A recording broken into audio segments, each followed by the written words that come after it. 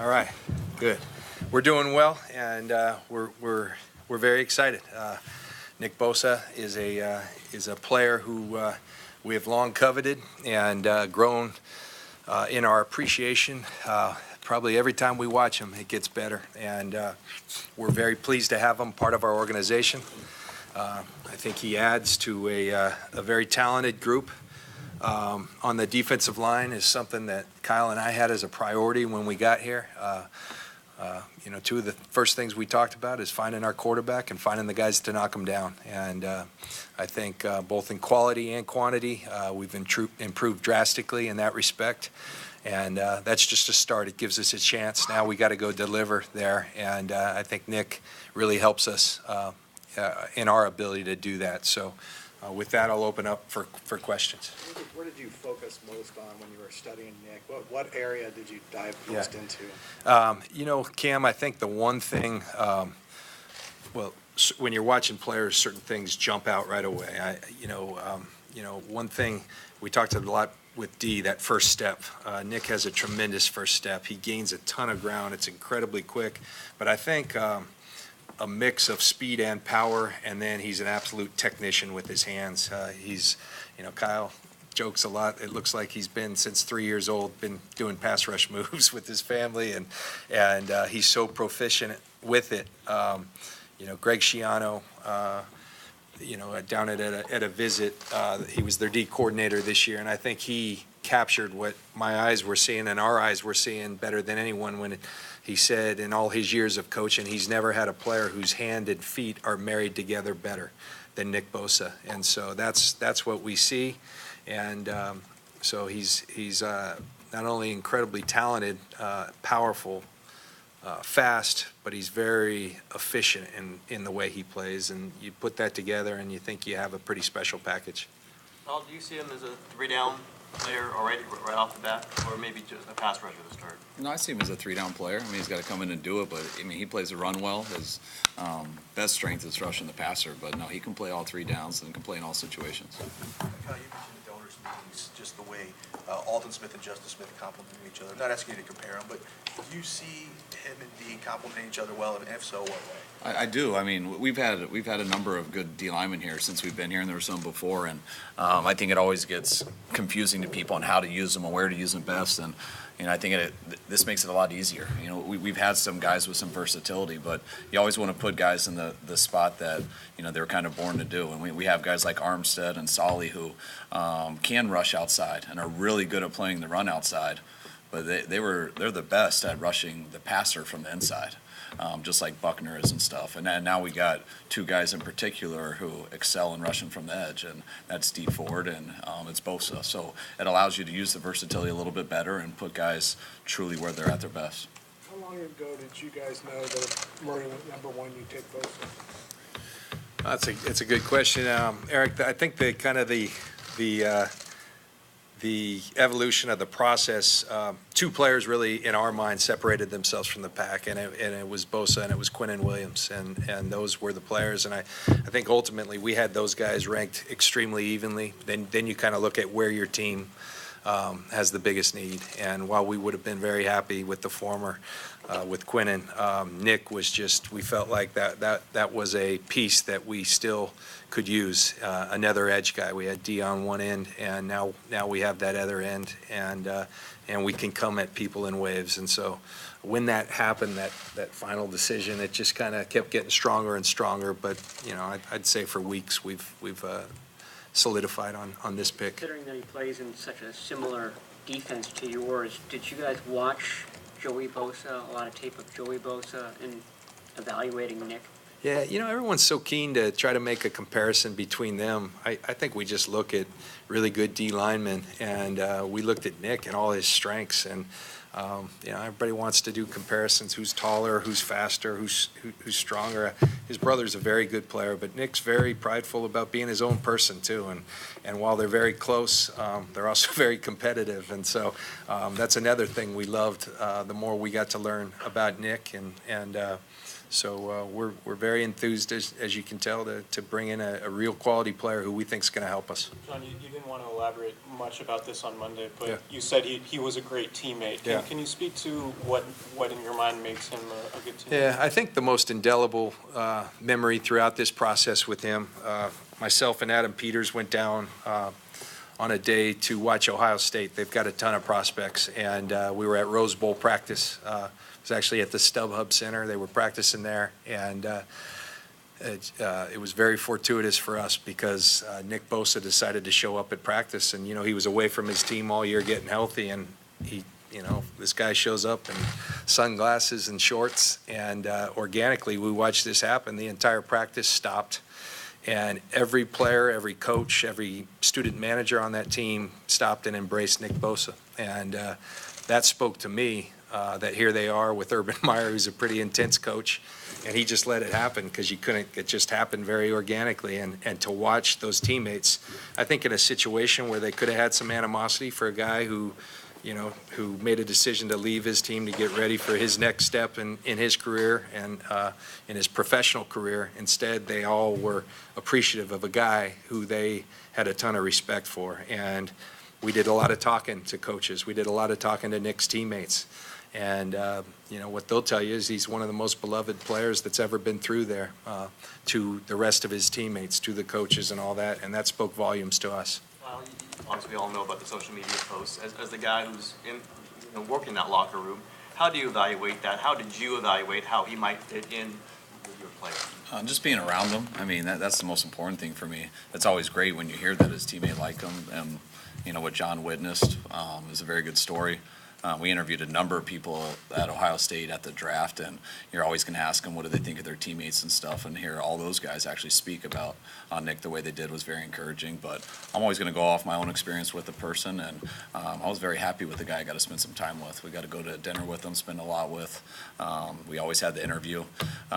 You never get the full book when you hang out with someone just a couple times like that, but you spend a lot of time talking to people. Our scouts have been looking at him for probably not since high school, but, the 3.5 years he's been in college. So feel great about what I've heard, and I feel great about what I've seen. And I think our players will be very excited to meet him and really love him as a person. There was a report you guys are looking into trading Solomon Thomas. Is that accurate, and if so, where does that stand? Yeah, it's not accurate. We usually don't respond to every one of these, rumors that happens in today's world. I had Solly up in my office today, and we just talked exactly where he is, and he's a big part of our team right now that we're extremely excited about moving forward with him. And, that's where we're at with Solly, and Kyle just mentioned, you put this puzzle together, and we want to be a group that stays fresh, that can close out halves, can close out third downs, can close out games, and I think our players last longer if there's a lot of them, and we feel like we, as I mentioned, have a lot of quality players, and Solly's a big part of that, so we're excited about Solly. Obviously, your expectation is he's going to be playing for the Niners in 2019. Absolutely. Did you get much action in terms of calls on the number 2 pick, and if so, what did you consider? What went into that? No, it was, we had conversations going into the draft, and there were a lot of teams that said, hey, depending on how this thing breaks, we'd like to be able to give you a call. I think there was one call that happened, but it wasn't of interest. We were pretty locked in on what we were going to do, and we're always going to listen, but nothing really materialized.